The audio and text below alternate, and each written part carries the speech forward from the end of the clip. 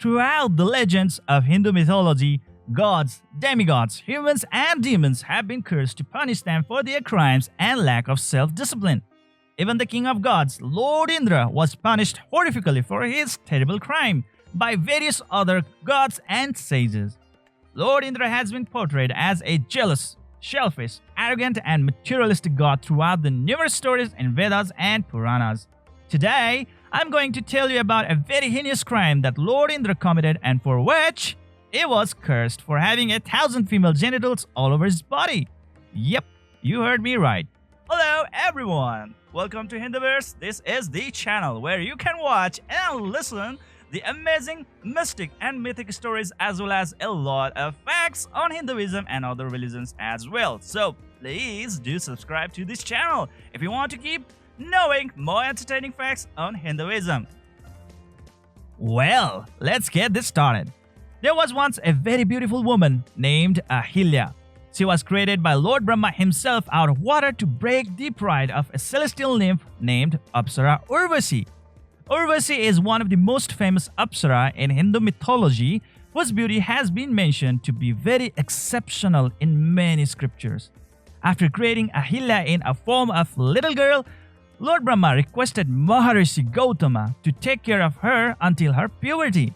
Maharishi Gautama is considered to be one of the greatest sages of his time in terms of excellent virtues and profound intelligence. Sage Gautama then did exactly the same as Lord Brahma requested of him. When Ahilya turned into a beautiful young lady, Sage Gautama took her back to Lord Brahma. Lord Brahma was very happy to see Ahilya, who had now turned into a very beautiful lady with unparalleled beauty. And at the same time, he was very impressed with Sage Gautama, for he was able to fulfill his duty successfully without falling for the charms of Ahilya's hypnotizing beauty. Then Lord Brahma decided that there was no one else in the universe except Maharishi Gautama who could marry Ahilya. When Lord Indra came to witness the beauty of Ahilya, he instantly got hypnotized by her exceptional beauty. Being the king of gods, Lord Indra had always thought that the best things in the world were meant only for him. He felt sorry for Ahilya and resented her marriage to the forest-dwelling sage who was much older than her. Infuriated and haunted by the beauty of Ahilya, Indra started stalking Ahilya without getting noticed by her.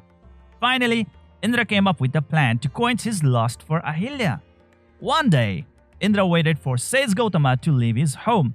When Sage Gautama finally left his home for his daily ritual worship, Indra shape-shifted into the appearance of Sage Gautama and went to meet Ahilya. He then asked Ahilya to make love with him.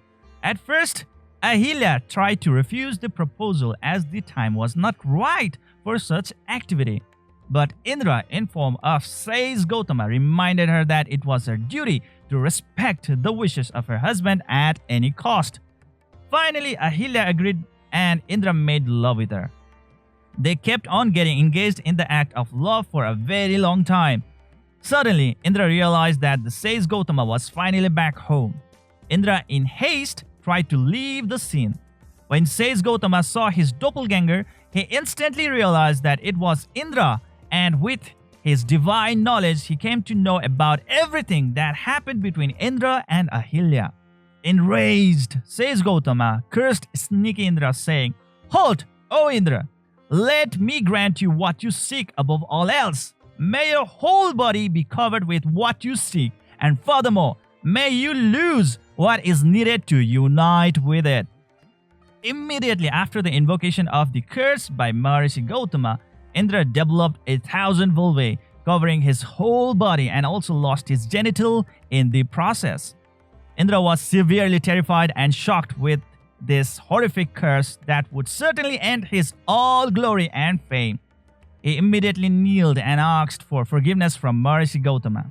Sage Gautama then took pity on Indra, saying, "If any criminal asks for forgiveness with true regret and remorse for his crime, then even such criminal becomes a subject for forgiveness, and such is the path of dharma." Maharishi Gautama mentioned that he was unable to take the curse back, but he surely was able to minimize the severity of the curse to some extent. He then told Indra that the 1,000 vulvae on his body will be converted into 1,000 eyes, which will be able to see clearly the difference between rights and wrongs in the world. He then also mentioned that the genital of Indra will grow back but similar to that of a python's genital. Relieved, Lord Indra finally left the scene. As for Ahilya, she became devastated after realizing the truth and being deceived by Indra into a lustful act. Still furious, says Gautama blamed Ahilya too for not being able to distinguish between the touch of her husband and that of Indra. He then condemned his wife Ahilya, saying, "May you be transformed into a stone. You will remain such until the day when the incarnate of Lord Vishnu, the Lord Rama, comes himself in Treta Yuga and touches you with his foot. Only then you will be released from this curse." After that, says Gautama abandoned his home for good and went to the Himalayas. Later on, Lord Rama did come with, says Vishwamitra, to emancipate Ahilya from the curse. After getting released from the curse, Ahilya got reunited with her husband, who was then burning with remorse for giving such horrific curse to Ahilya. It is mentioned in some Hindu legends that once Devi Sita, the wife of Lord Rama, refused to be a disciple of Maharishi Gautama, saying that the one who committed a crime of doing such great injustice to a devoted wife cannot become her master. Understanding the argument of Devi Sita, says Gautama had been regretting of his actions ever since. There are still a lot of stories on the mistakes committed by Lord Indra, which did put him in a lot of troubling situations. Some of his mistakes nearly got him burned to ashes as well. For sure, I will bring such stories to you guys in upcoming videos. Till then, keep yourself tuned into this channel. And did you like my content of today? If so, please let me know in the comment section below, and please do not forget to subscribe to this channel to keep enjoying these types of divine interesting tales of Hinduism. See you guys in the next video.